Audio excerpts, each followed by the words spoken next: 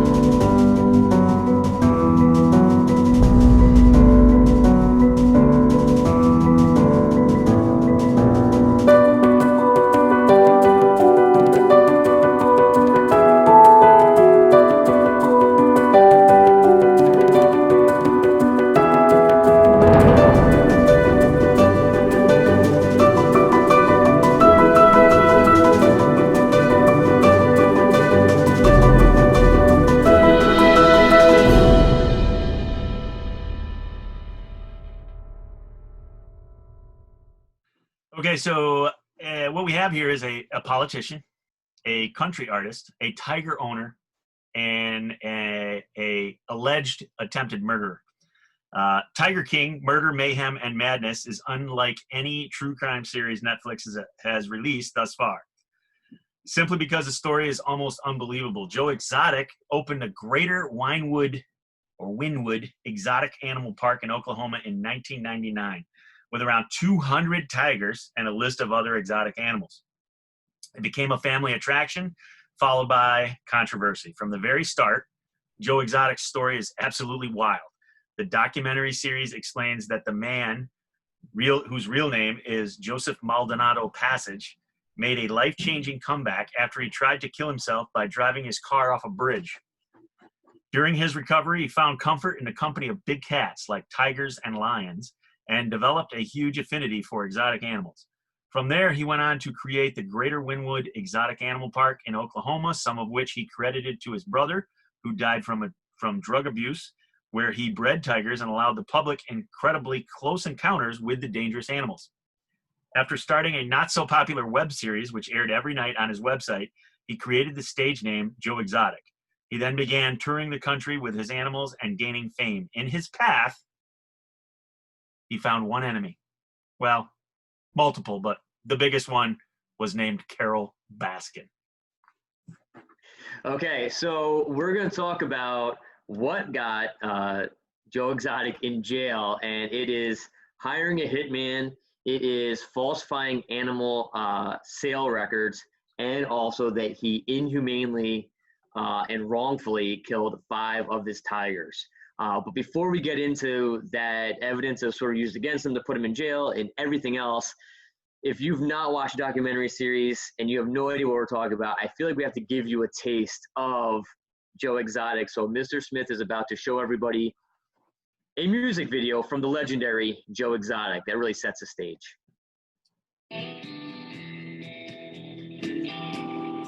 She was a rich woman, she had rich taste, she felt the blood running through her veins. She liked the life she had, she loved her big cats and the beauty of being untamed.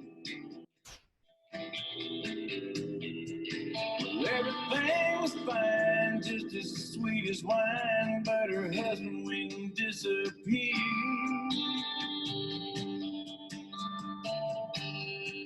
But then it got a little crazy, it got a little hazy, and the cops said there's something wrong here.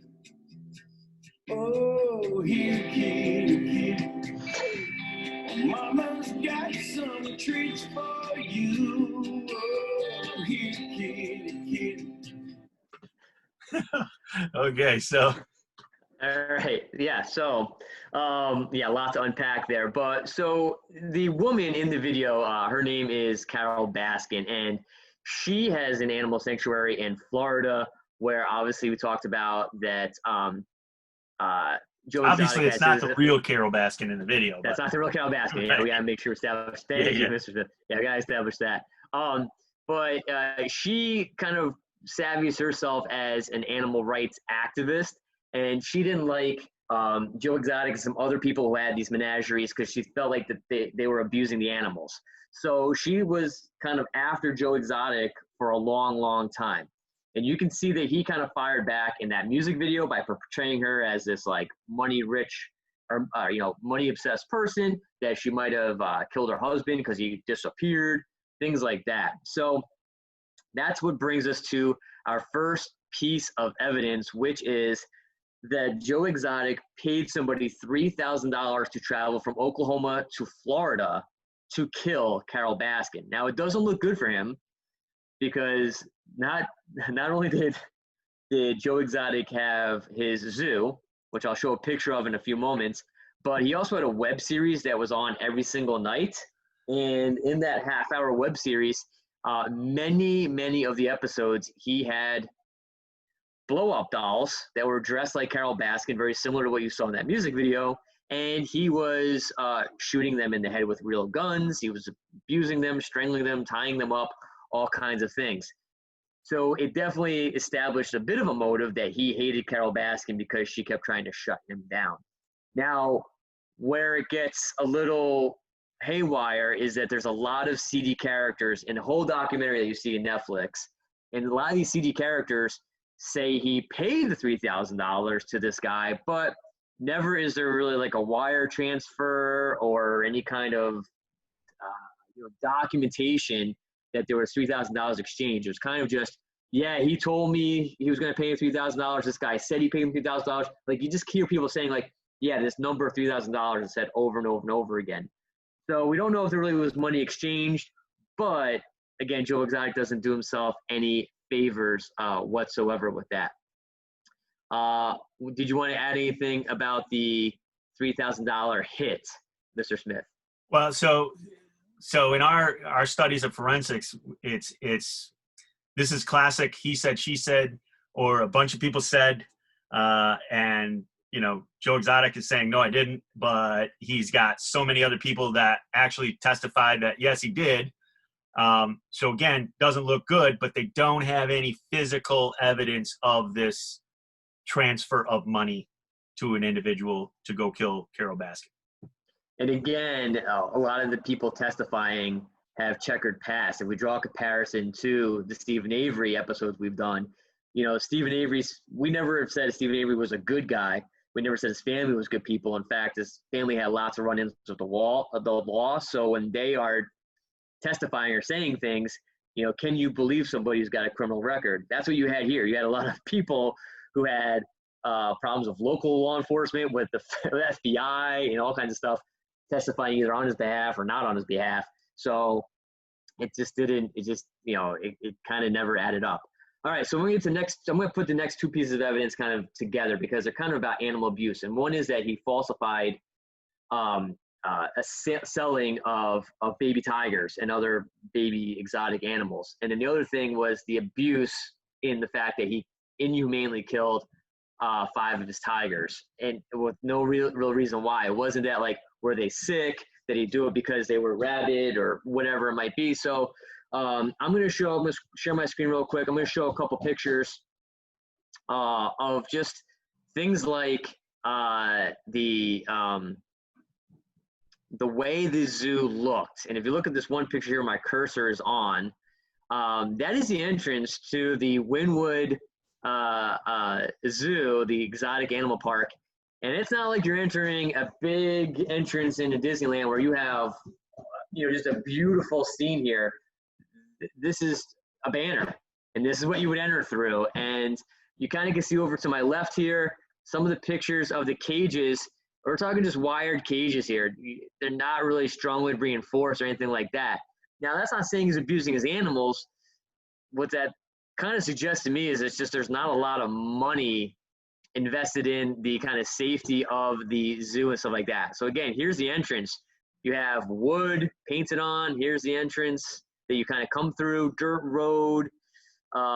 Again, here you have just wire cages, things like that. Some of the famous pictures. There were, I mean, there was some room for these lions and tigers in these enclosures, but I don't know if it was state of the art or anything like that. Now, the selling of animal cubs.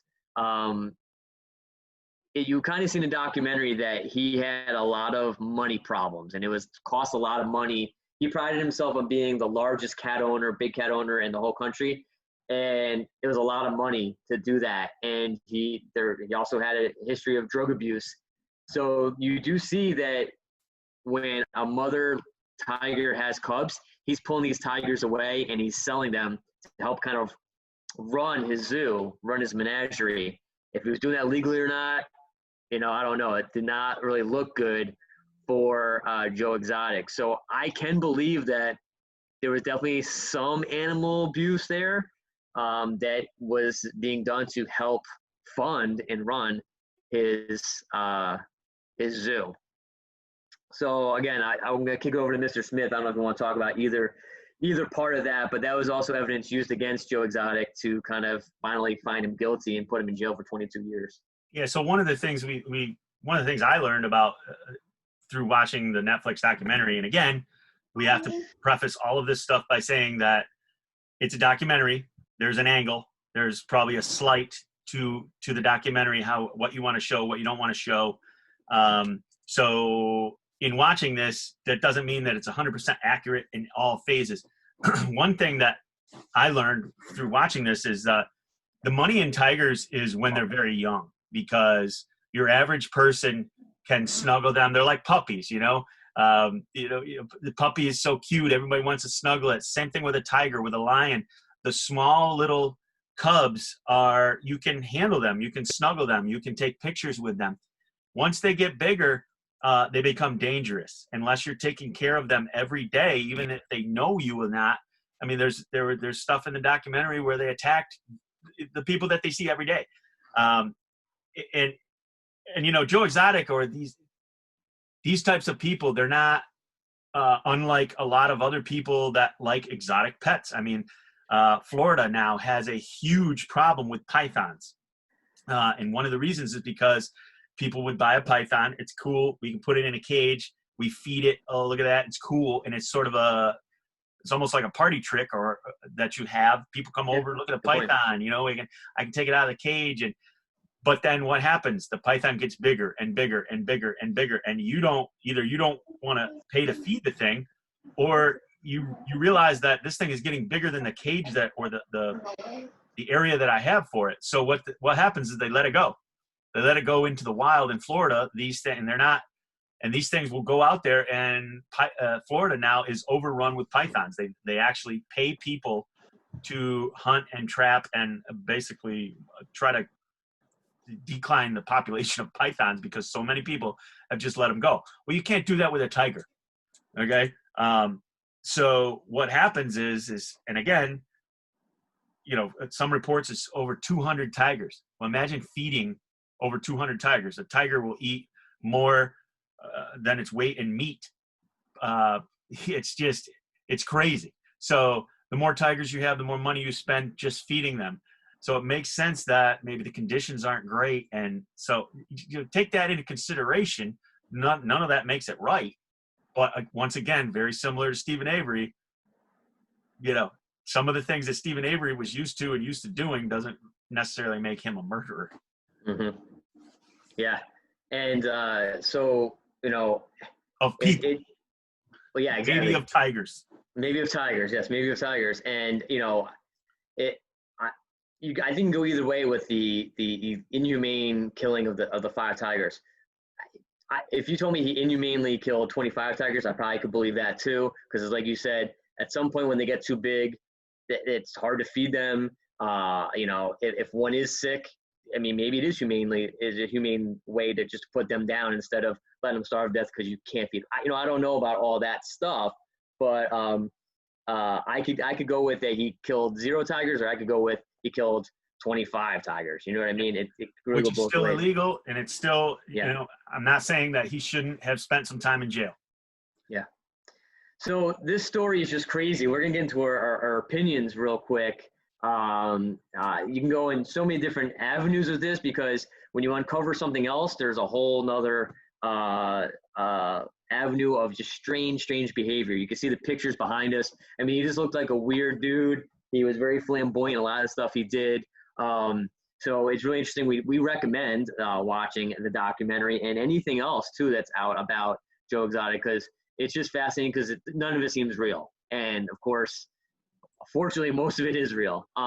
So I'm going to share my screen again real quick as I get into my opinion, because I want to briefly talk about this guy named Jeff Lowe. So we mentioned before that Joe Exotic had a lot of money problems, and so he needed other financiers to or investors to kind of help with the keeping his business afloat. So he found this guy named Jeff Lowe, who lived in Vegas and had some investments in Vegas, had a huge mansion in Las Vegas. But again, another seedy character, because we find very early on in the Jeff Lowe story, is all of his money and investments actually liquid cash that he had, or is it all credit card money? Because when push came to shove, and Joe Exotic needed some money for feeding the tigers or building new cages or whatever it was, this guy all of a sudden didn't have any money. But Joe Exotic ended up selling his zoo to this guy, Jeff Lowe. And when I'm getting to my opinion on whether I think Joe Exotic is guilty or not, and Carol Baskin's involvement in this, I just want to bring up this picture here. And this is Carol Baskin and her first husband, not the second husband that went missing, or not the third husband who she's with now. This is her first husband. This is a picture of him.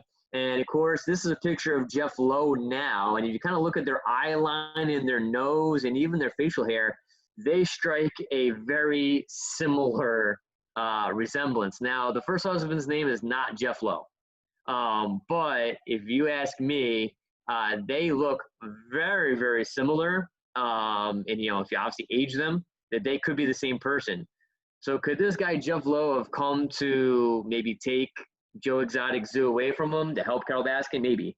And the other thing is this whole disappearance of Carol Baskin's husband. Now, there's no evidence to say that he just went missing, and he was a shady guy too. He was going back and forth to Costa Rica. He was maybe selling animals illegally in Costa Rica. He had other businesses. He might even had another family in Costa Rica, and that maybe is what made her mad. And maybe she did kill him and feed him to tigers. Who knows about all that? But the one thing we do know is that Carol Baskin, again, kind of thought she was this animal rights activist, and she was saving the animals, and she wanted to shut Joe Exotic down very much. Do I put it past her that she had her first husband kind of enter into Joe Exotic's life and maybe help tear his life down and take a zoo away from him? Maybe. Do I think that she could have gone as far as hired a hitman herself to make it look like and to kind of fake her own attempted murder? I would put that past her too, because when you watch the documentary, Carol Baskin is not the person she sort of likes to portray herself as.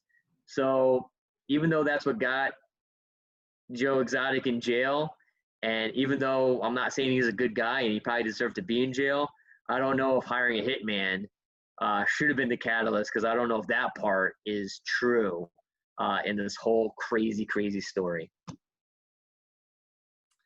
Yeah, so I don't even know, like, I feel like the documentary was less forensically sound than a lot of the other ones that we have, portrayed on this I concur. Case by case. But I will say this is the thing that sort of intrigued me about this was, here you have a guy, super charismatic, flamboyant, whatever, however, he was a character. No two ways about it. And he kept tigers in captivity. And you could argue, and I would be inclined to agree with you, that he didn't really keep them very well. you have another woman who is the anti, or portrays herself as the anti Joe Exotic. She's caring. She wants to save the tigers. Yet she keeps tigers in captivity also. So it's almost like you have these two opposite characters, but they're almost one and the same. They're making money off of tigers and exotic animals, and one has sort of artfully, Carol Baskins has sort of artfully portrayed herself as the savior of big cats, and made Joe Exotic sort of look like he's the devil. Yeah, because she calls her place a sanctuary. He calls his place a zoo. Yeah, and he just could not take the high road, and I think that what ultimately was his downfall was that he got obsessed with this woman, and that's what brought him into the rabbit hole, brought him down the rabbit hole, and she, I'm sure if you watch the series, I'm sure some people might say that she was able to, escape any more of his wrath, but I tend to think that she had a little bit more to do with his prison time than just Joe Exotic. Whether or not Jeff Lowe is her first husband, who knows? He sure looks a lot like that guy. Yeah, and I mean, she tried to do it lawfully for a long time. She tried to get people to stop going to Joe Exotic Zoo, and it just wasn't working. Like I say, it was decades. It wasn't working. So maybe she got a little desperate, or maybe she didn't. I don't know. But it's a crazy, fun, sad story all wrapped into one. We highly recommend checking it out so you guys can form your own opinions on it. And again, this has been another episode of Case by Case from the Serial Thrillers. I hope you all enjoyed this one. We enjoyed making the Joe Exotic one. And Mr.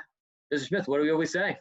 Well, we try to solve them all till we solve them all. I don't know if we've done it with this case, but yeah, you might be right. All right. We'll see you next time, everybody. See you next time, everybody.